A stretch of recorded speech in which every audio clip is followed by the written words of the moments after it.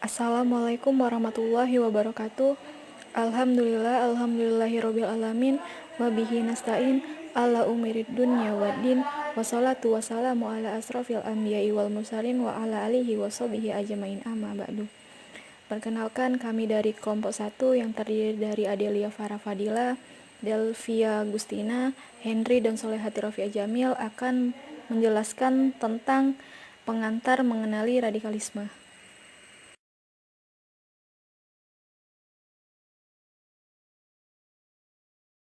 Di dalam pengantar mengenali radikalisme, yaitu membahas tentang yang pertama apa itu radikalisme, kedua radikalisme ada di semua agama, ketiga siapa kelompok radikalisme, dan keempat tahapan radikalisme dan faktor radikalisme. Apa itu radikalisme? Dalam Kamus Besar Bahasa Indonesia, radikalisme dimaknai bermacam-macam.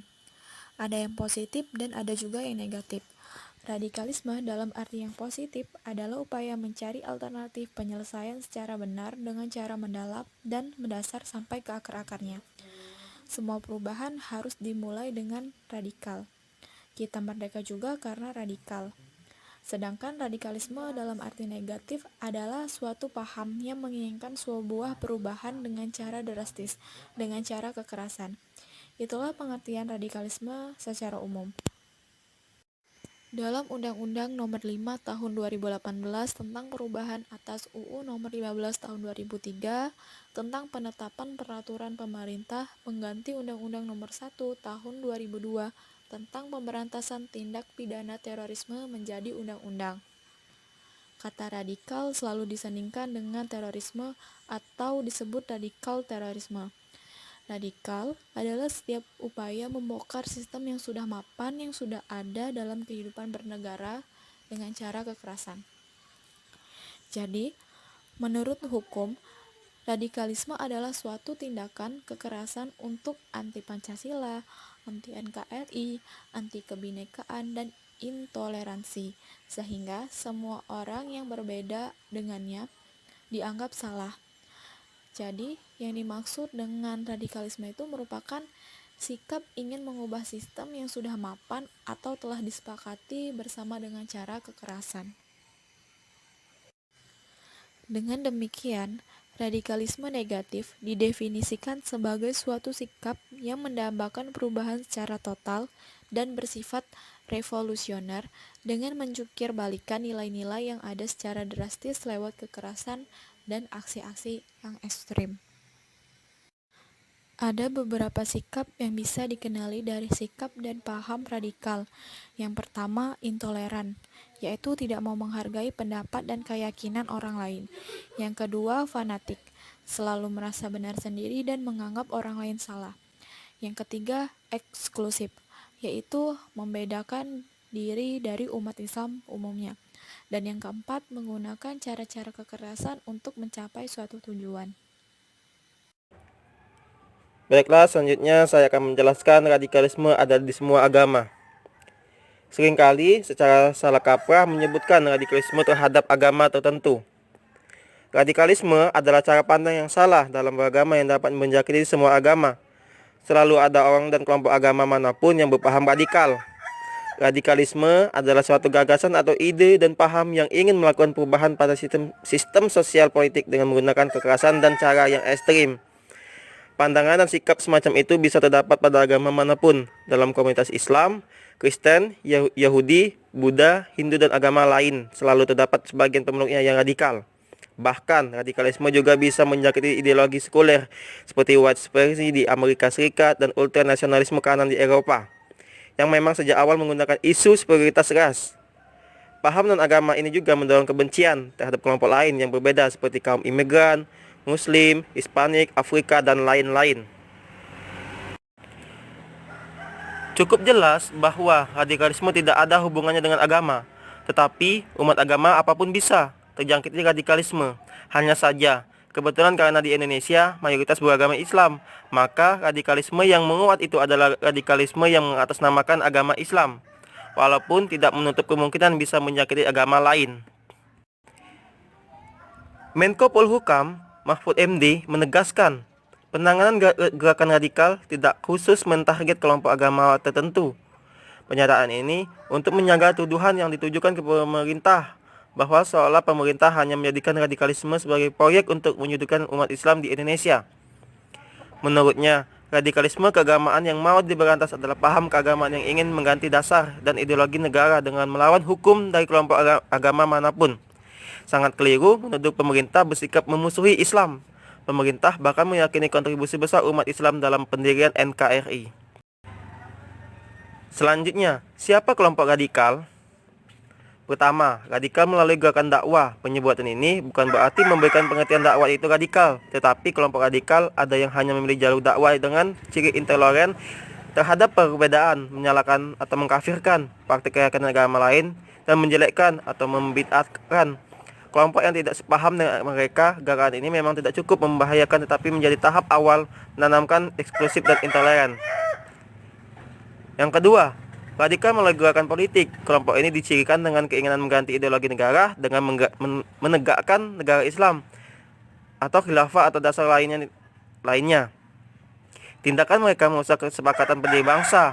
Ini radikalisme dalam bentuk wacana ideologis. Kelompok ini mau melaksanakan ideologi berdasarkan agama tertentu dengan menolak sistem demokrasi yang ada, mengatakan Pancasila itu sesat dan salah, harus diganti dengan NKRI bersyariah atau negara. Yang ketiga, kelompok teroris. Kelompok ini dicirikan dengan tindakan kekerasan dalam pelaksanaan pandangan dan pemikirannya. Yang radikal, kelompok jihad sahkan kekerasan dan pembunuhan orang lain yang berbeda atas nama agama. Kelompok ini tidak segan menghalalkan darah orang lain yang berbeda keyakinan dengan keyakinan bahwa yang dilakukannya.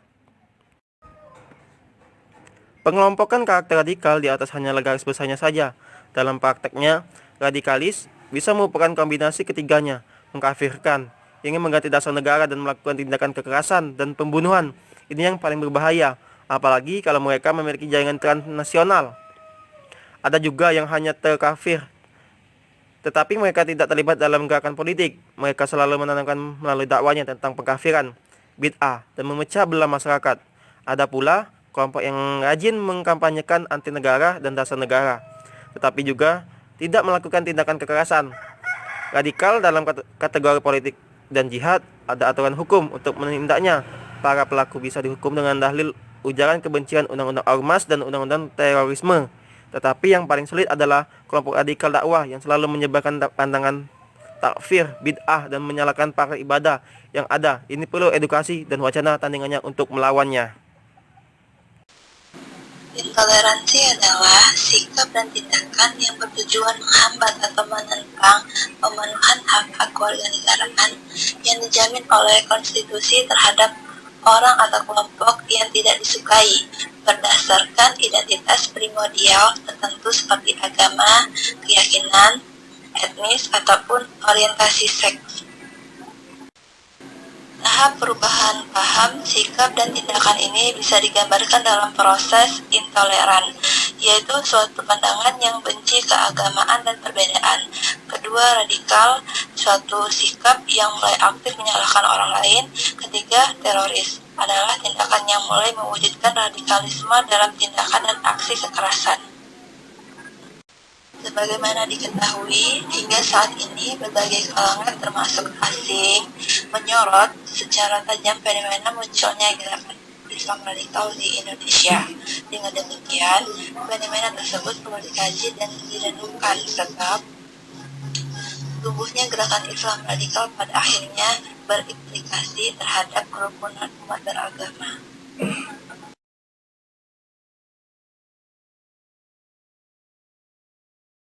Gerakan radikalisme sesungguhnya bukan sebuah gerakan yang muncul begitu saja, tetapi memiliki latar belakang yang sekaligus menjadi faktor pendorong munculnya gerakan radikalisme.